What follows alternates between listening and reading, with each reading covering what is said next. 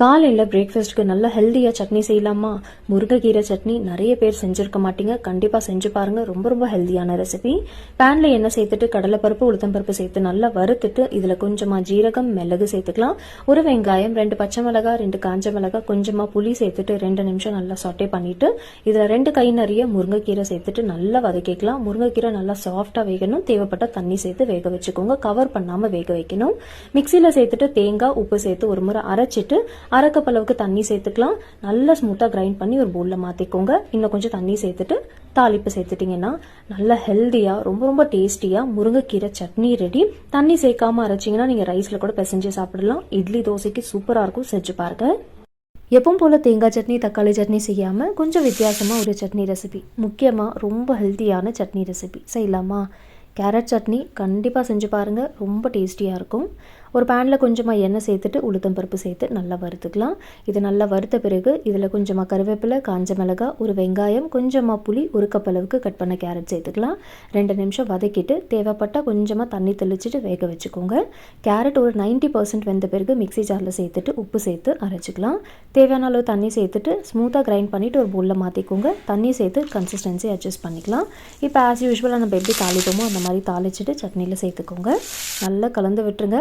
இட்லி தோசைக்கு சூப்பராக இருக்கும். கண்டிப்பாக செஞ்சு பார்த்துட்டு மறக்காமல் உங்கள் ஃபீட்பேக் எனக்கு ஷேர் பண்ணுங்கள். நிறைய ஹெல்த் பெனிஃபிட்ஸ் இருக்க நெல்லிக்காய் வச்சு ரொம்ப டேஸ்டியாக சட்னி செய்யலாமா? இதில் விட்டமின் சி, ஆன்டி ஆக்சிடென்ட்ஸ் இருக்குது. ஹெல்த்துக்கு ரொம்ப நல்லது. இட்லி தோசைக்கு ரொம்ப நல்லாயிருக்கும். செஞ்சு பாருங்கள். மிக்சியில் கட் பண்ண தேங்காய், பச்சை மிளகாய், கொஞ்சமாக கருவேப்பிலை, கை நிறைய கொத்தமல்லி சேர்த்துட்டு 4 பல் பூண்டு சேர்த்துக்கலாம். அடுத்ததாக 3 நெல்லிக்காய் கட் பண்ணிட்டு சேர்த்துக்கோங்க. உப்பு, கொஞ்சமாக புளி சேர்த்து தண்ணி சேர்த்து ஸ்மூத்தாக அரைச்சிக்கலாம். கன்சிஸ்டன்சி அட்ஜஸ்ட் பண்ணுறதுக்கு கொஞ்சமாக தண்ணி சேர்த்து நல்லா மிக்ஸ் பண்ணிடலாம். இப்போ தாளிக்கிறதுக்கு எண்ணெயில் கடுகு, கருவேப்பிலை, காஞ்ச மிளகாய், பெருங்காயத்தூள் சேர்த்துட்டு நல்லா மிக்ஸ் பண்ணிடுங்க. தாளிப்படுத்து சட்னியில் சேர்த்துட்டு கலந்து விட்டுறலாம். சட்னியோட கன்சிஸ்டன்சி இதே போல் இருக்கணும். அப்போ தான் இட்லி தோசைக்கு நிறைய ஊற்றி சாப்பிட்டா ரொம்ப நல்லாயிருக்கும். கண்டிப்பாக ஒரு முறை செஞ்சு பார்த்துட்டு மறக்காம உங்கள் ஃபீட்பேக் எனக்கு ஷேர் பண்ணுங்கள். எப்பவுமே ஒரே போல் சட்னி சாப்பிட்டு போர் அடிக்குதா? கொஞ்சம் வித்தியாசமாக, முக்கியமாக ரொம்ப ஹெல்த்தியாக புதுசாக ஒரு சட்னி ரெசிபி செய்யலாமா? சொரக்காய் சட்னி இட்லி தோசைக்கு சூப்பராக இருக்கும். கண்டிப்பாக செஞ்சு பாருங்கள்.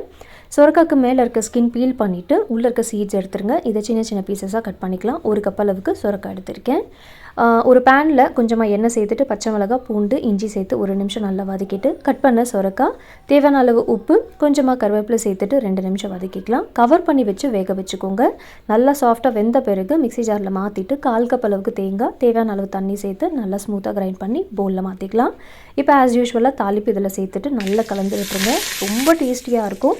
எப்போவுமே ஒரே போல் சட்னி செய்யாமல் இந்த மாதிரி கொஞ்சம் வித்தியாசமாக ஹெல்த்தியாக செஞ்சு பாருங்கள். சூப்பராக இருக்கும். எப்பவுமே தேங்காய் சட்னி தக்காளி சட்னி செய்யாமல் புதுசாக வித்தியாசமாக வெள்ளை எள்ளு சட்னி செய்யலாமா? 3 இட்லி இல்லை, கண்டிப்பாக 6 இட்லி சாப்பிடுவாங்க. செஞ்சு பாருங்க. பேனில் காஞ்ச மிளகாய், பச்சை மிளகாய், இஞ்சி, பூண்டு, வெள்ளை எள்ளு, புளி சேர்த்துக்கலாம். இதெல்லாம் ட்ரை ரோஸ்ட் பண்ணிட்டு மிக்ஸி ஜாரில் மாற்றிக்கலாம். அடுத்ததாக கை நிறைய கொத்தமல்லி, கை நிறைய ஃப்ரெஷ்ஷான புதினா, தேங்காய், உப்பு சேர்த்துட்டு தண்ணி சேர்த்து ஸ்மூத்தாக அரைச்சிட்டு ஒரு பவுலில் மாற்றிக்கோங்க.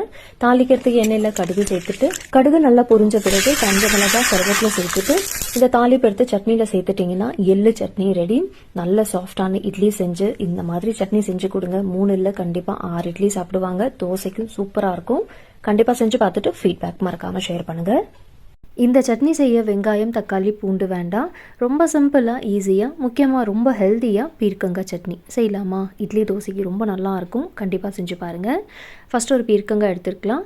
மேலே இருக்க ஸ்கின்னை லைட்டாக இதே போல் பீல் பண்ணிவிட்டு சின்ன சின்ன பீசஸாக கட் பண்ணி தனியாக எடுத்து வச்சுக்கோங்க. ஒரு பேனில் வேர்க்கடலை சேர்த்து நல்லா வறுத்துட்டு தனியாக மாற்றி வச்சுக்கலாம். இதே பேனில் கொஞ்சமாக எண்ணெய் சேர்த்துட்டு இஞ்சி, கொஞ்சமாக புளி, 2 காஞ்ச மிளகாய் சேர்த்து நல்லா வதக்கின பிறகு இதில் கட் பண்ண பீர்க்கங்காய், தேவையான அளவு உப்பு சேர்த்துக்கலாம். 2 நிமிஷம் நல்லா வதக்கிட்டு கவர் பண்ணி வச்சு குக் பண்ணிக்கோங்க. பீர்க்கங்காய் நல்லா சாஃப்டாக வெந்த பிறகு மிக்ஸி ஜாரில் சேர்த்துட்டு வறுத்த வேர்க்கடலை சேர்த்துக்கலாம். தேவையான அளவு தண்ணி சேர்த்து நல்லா அரைச்சிக்கோங்க. ஒரு பவுலில் மாற்றிட்டு கன்சிஸ்டன்சி அட்ஜஸ்ட் பண்ணுறதுக்கு இன்னும் கொஞ்சம் தண்ணி சேர்த்துக்கோங்க. இப்போ ஆஸ் யூஸ்வலாக நம்ம எப்படி தாளிப்போமோ அந்த மாதிரி தாளிச்சிட்டு நல்லா கலந்து விட்டுட்டிங்கன்னா ஹெல்த்தியாக பீர்க்கங்காய் சட்னி ரெடி.